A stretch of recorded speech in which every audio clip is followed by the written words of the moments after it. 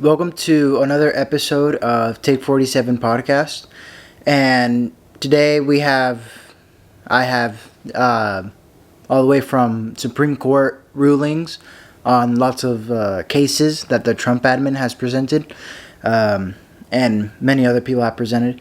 All the way from that to the New York City's mayor, Democratic socialist, and also some info on the Liver King scandal, controversy, mess, whatever. But yeah, today, the really big thing, and I guess the most important thing politically, at least for like the whole country, is obviously going to be the Supreme Court rulings, which happened today, June 27th.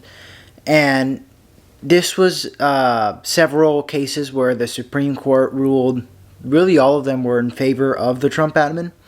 Obviously the most notable one is the birthright citizenship, which is a very big controversy, and it makes everything a little bit more difficult for the Trump admin's deportation policies. The main thing about this whole case is that if an illegal alien comes to our country and she's pregnant and she gives birth to her baby here, no matter where that baby is from or where that parent is from, the baby becomes automatically a U.S. citizen. And obviously, as the legal guardian and parent of that newborn child, the parent, the mom, and also the dad would have to stay to obviously raise and take care of that child, who is an American citizen. So this is really complicating everything for the Trump admin. The term for that type of baby is called an anchor baby.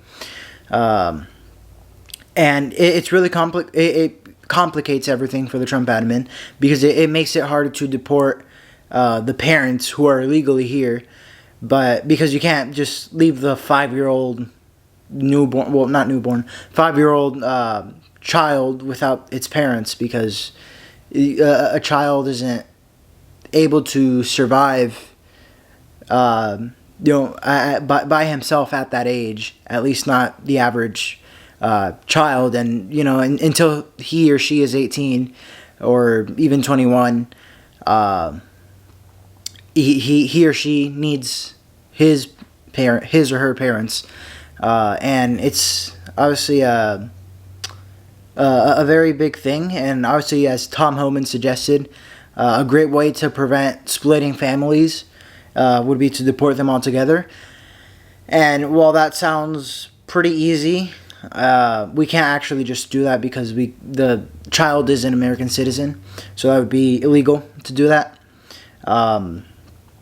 But deporting the parents would be the correct thing to do. But President Trump has decided to present he signed an executive order to revoke this birthright citizenship thing. And obviously this was created under during like the Reconstruction period after the Civil War, because black slaves who weren't citizens had issues after the Civil War, during the Reconstruction, and they needed to, if they were born here, they needed to become American citizens to be able to eventually vote, and be able to progress and not just be stuck as property for slave owners. And the Trump admin knows that it was specifically made for that, but it's being abused by everybody else that's coming into our country and having anchor babies. So they signed an executive order. Trump signed an executive order and presented it to the Supreme Court as a case, because obviously somebody had to appeal, and it got ruled on today. And there is a ban, and it got pushed back down to the lower courts so that they can fix some things. But so far, it's a pretty clean win for the Trump admin, and unless anything changes, and if it does, I'll give you an update through a video or a short. Then so far, it's a pretty big win for the Trump admin and the deportation policy and all that business. The next thing in the Supreme Court rulings type of thing is that the Supreme Court ruled that parents now have the option to opt out their children in participating in LGBTQ plus IA, the whole alphabet. That type of activities like drag queen story hour or other crazy things. Now parents have a right to opt their children out of said things, and obviously you shouldn't be imposing sexual ideology on a 5-year-old or really anybody that's a minor. And once that person does whatever he or she sees fit in the future, then that's on them. But you can't be imposing this to little children or anybody that's under the age of consent. And this is kind of a common sense thing. Like, why did we even need a court case for this? This should just be obvious, common sense. And you parents can just choose to opt their kids out of anything by either just not sending them to school or not sending them to school that specific day, or just taking them out for an hour or two and leaving them back at school. But I guess it's not bad to have like more reinforcement that you can just opt your children out of said activities and have them do other things, which is kind of crazy that we need a Supreme Court ruling for that to be affirmed. And yeah, just let me know what you think about the Supreme Court rulings down in the comments, and I'll keep updating you guys on the rest of the Supreme Court rulings throughout shorts and possibly videos, if depending on the timing of said rulings. And yeah, just let me know what you think about that, and while you're down there, hit the like button and subscribe. Also share to anybody that might be interested. And the next topic that I have is the New York City future mayor. I guess you can pretty much almost just declare him the next mayor, considering that the city of New York is super liberal. And if a Republican were to run, he or she is just going to get demolished. There's really no chance for a Republican to win in New York. At least not currently. There have been Republican mayors in New York, but it's been kind of a while. And it's a very type of escalating and exponentially increasing in radicalism in New York. Right now, their new the guy that won the Democratic Party primary, and he beat Andrew Cuomo, the former governor of the state of New York, is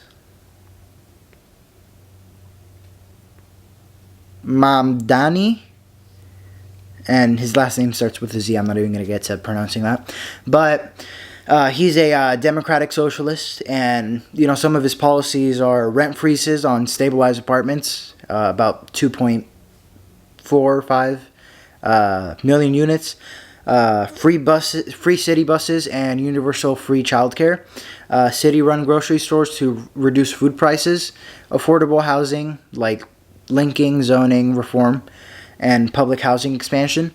And obviously, all of these policies are pretty socialist, kind of what you would expect from said person.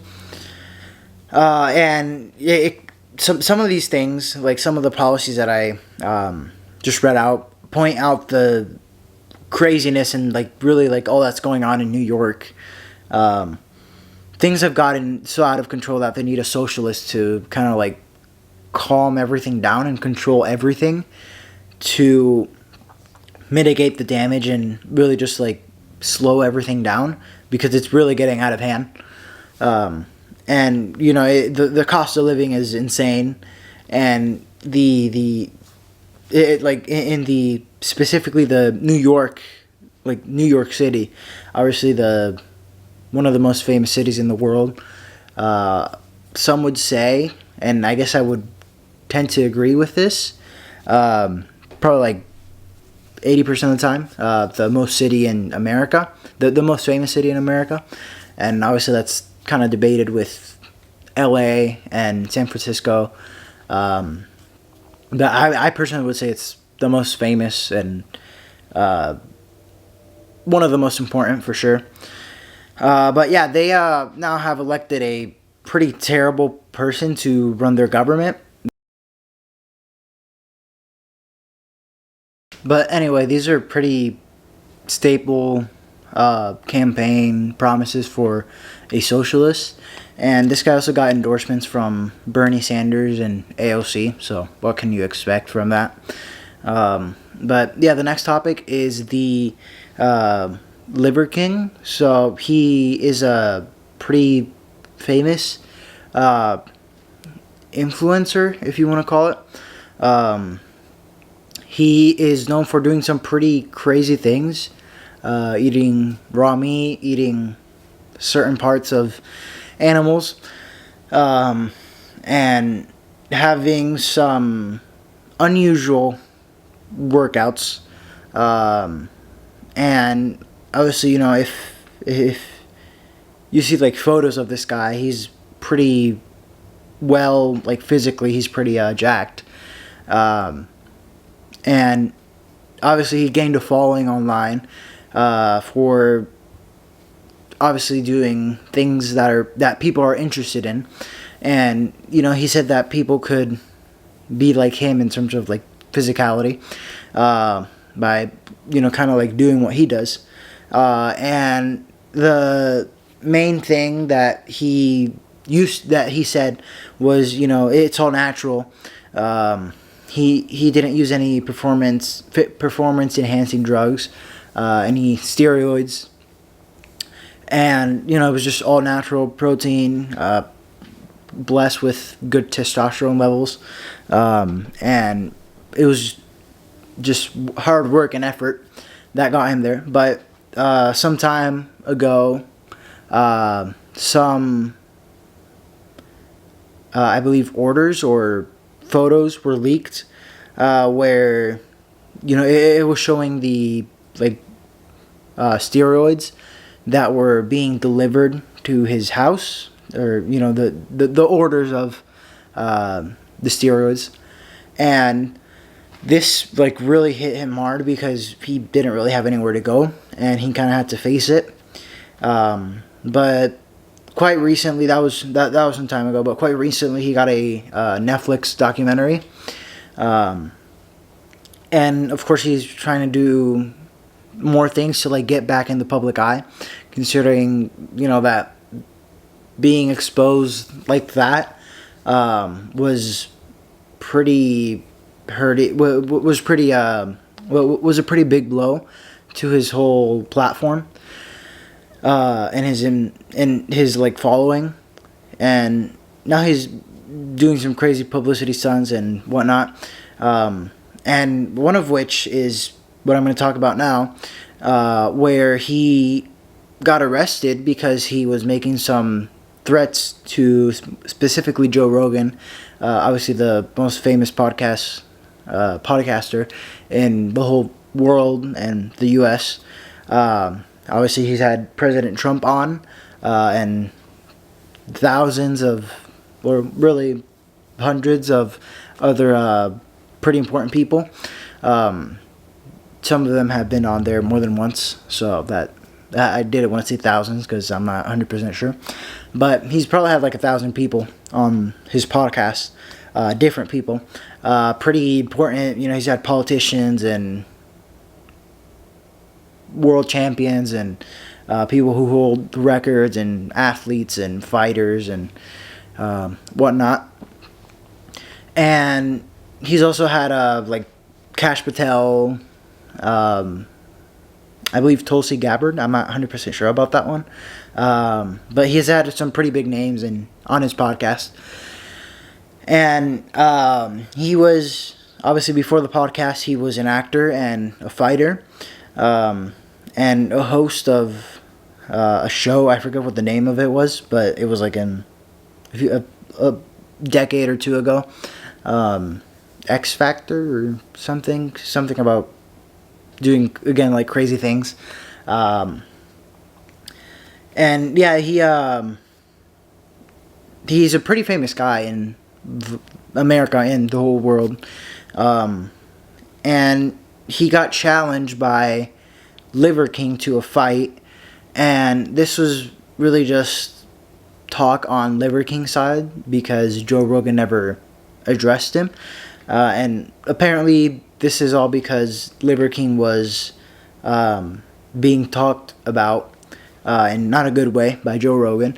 But it's rather interesting to know that Joe Rogan hasn't mentioned his name or talked about him at all in like 2 years.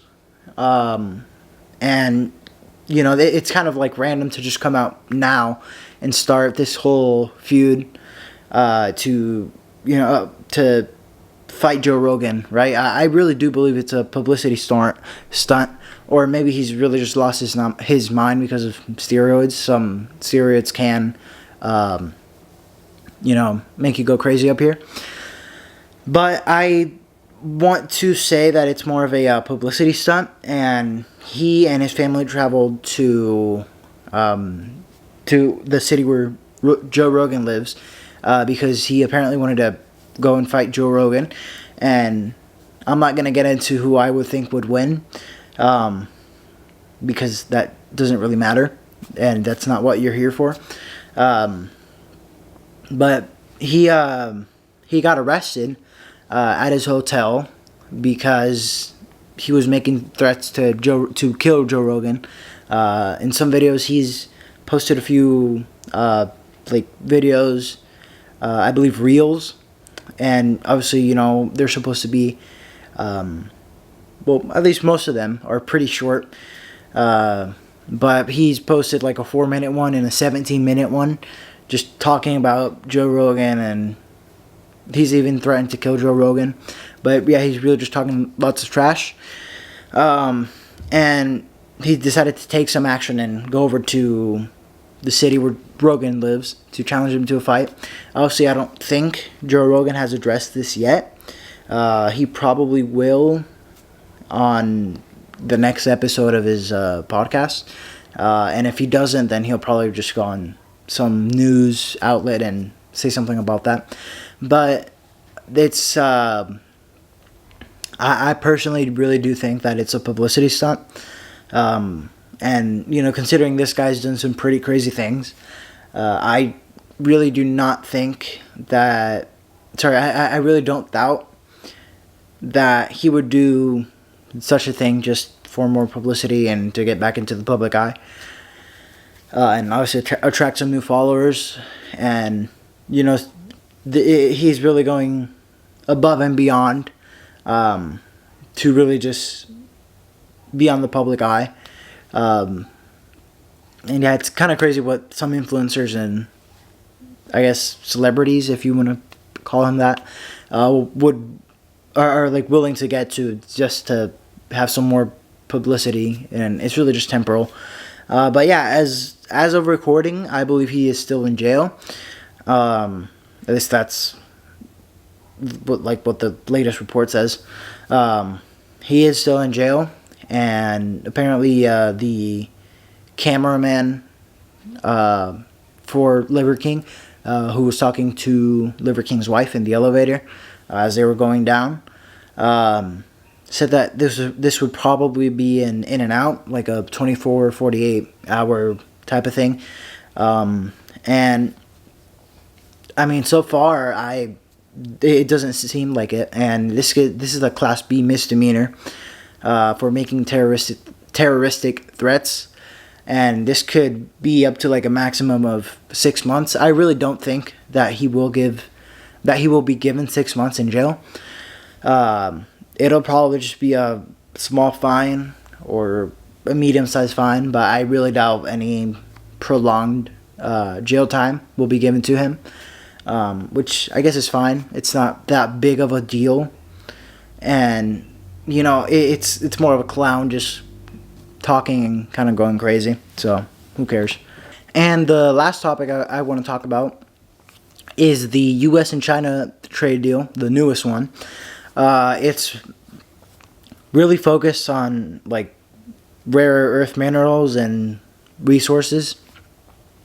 And obviously the main thing for all these rare earth minerals and resources are the semiconductors, electric vehicles, aerospace, military technology. Very critical things to the U.S. And obviously also tariffs on China. So each side has their leverage. I personally believe that the U.S. has more leverage and a bigger chance of winning this whole trade war. And I also do want to say that this isn't like... of course, Trump said that he was happy with this trade deal. Xi Jinping, I don't know what he said or what he thinks about this. He's probably going to agree. But I do personally think that we're just going to deal with everybody at once, because obviously President Trump imposed tariffs on everybody, even on penguins. And I personally believe that President Trump is going to obviously deal with everybody at once, to obviously minimize the pain for other countries. And then, once we're done dealing with everybody and we have an okay trade deal with China and some other major trading partners, after we get good with everybody, then we're gonna try again with China and maybe the European Union to really push for more. But I think it's just President Trump is, at least for this deal, he's pushing for a stable, pretty moderate advantage for the U.S. I do think that eventually he will push for more, but that time is not yet. That time is not here yet. I do think that it will eventually arrive. Of course, maybe next year, or in the third year of his term, or maybe the last year.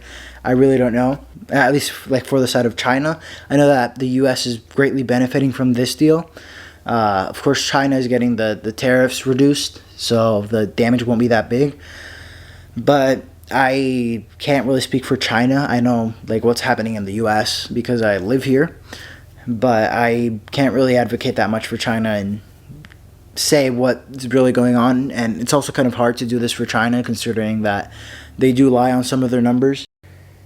And it's kind of hard to really pick out the correct numbers and at least somewhat accurate numbers, because their government lies and our government might lie about their government. And it's really hard to really pick out the truth from China. From the U.S., if somebody said that gas prices are the highest they have been in 40 years, then you can just go to your gas station and find that out. But in China, it's obviously quite different. And there's also the visa relaxations, because the Trump admin and obviously mostly Marco Rubio were going to deal with all these Chinese students that were coming over to the U.S. to study. And that's also getting fixed. That's also a big part of the trade deal. And there's a 90-day truce for tariffs. And it's being reduced from 145 to 30% because there's a 10% baseline tariff and a 20% fentanyl related tariff on China. So that's still 30%, but it's much better than 145. And China is also going to reduce their tariffs from 125 to 10%, which is also a pretty major win for the U.S. And again, I'm still struggling to understand what China is winning here, considering, it's not really tariffs because we lower tariffs and they also lower tariffs. Like, if they kept their tariffs high and we got the minerals, and I guess that's somewhat balanced. But we both lower tariffs, and we got our rare earth minerals and resources back, which is kind of confusing. If you do know more about this and can help me out a little in regards to like this whole trade deal, of course there's more reports and more news coming out on this pretty often. If you do know some more information about this than that I haven't mentioned, do let me know down below in the comments. I would happily look into that and possibly even address it in a future video. But yeah, thank you for watching. I wasn't able to upload on Tuesday.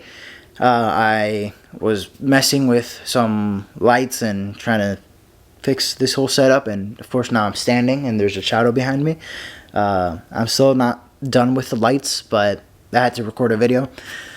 So yeah, if you really did like this, subscribe to the channel and like the video, and I'll be uploading next Tuesday. So yeah, thank you for watching.